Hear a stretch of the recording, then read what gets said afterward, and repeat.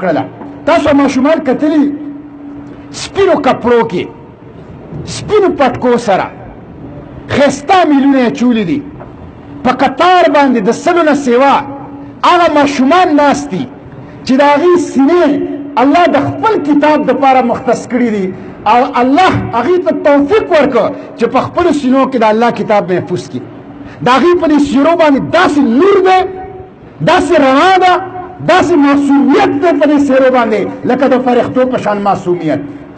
ورونو د هغې د وجود ټوکړې یې والوزولې، ټوکړې یې د وجود والوزولې، د قرآن شریف صحیفې کتابونه وسوځول، د علماو پټکو واغسته، جومات نیست نابود شو او هغه ځمکه د دغه تنکي حافظه قرآن په بچو باندې سره رنګینه شوله.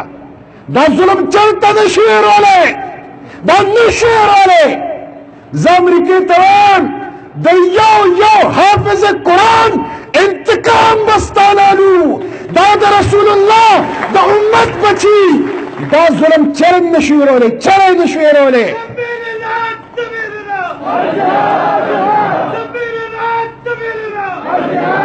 ورونو دا حمله په قرآن شریف ته، دا حمله زما په جومات ته، دا حمله زما په عالم دین ده، دا حمله زما په حافظ قرآن بچو ده، دا په مقدسات اسلام باندې حمله ده، دا په اسلام عالم اسلام باندې حمله ده. ما نن په سینټ کې د دې خلاف قرارداد جمع کړ.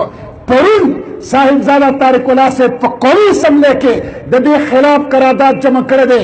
په سینټ کې، په قومي اسمبلی کې، په صوبایي اسمبلی کې، په عدالت کې، په انټرنیشنل فورم، په میډیا او په چوک او په سړکونو لپاره د دې خلاف په آواز اوچتو او د دغه حافظ قرآن او د اسلام دپاره به انشاءالله دا خپل